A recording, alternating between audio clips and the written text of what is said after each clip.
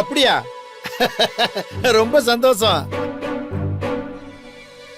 ஆமா ஆமா, பெரிய போராட்டத்து நடுவில் நடந்தே இருக்கு. ரொம்ப தேங்க்ஸ், ரொம்ப தேங்க்ஸ். நான் உங்ககிட்ட அப்புறம் பேசுறேன், நம்ம நேர்ல பார்த்து பேசுவோம். வச்சிருவா? சரி சரி சரி. மாப்ள நிசா, ஒரு நல்ல செய்தி. என்னப்பா? டெண்டர் நமக்கு தான் கிடைச்சிருக்கு.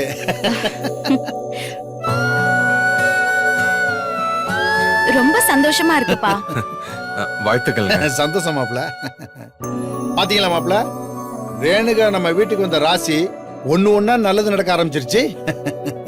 ஆனா ரொம்ப வருஷமா அந்த டெண்டரை நீங்க தான் எடுத்துக்கிட்டு இருக்கிறதா சொன்னீங்கல்ல?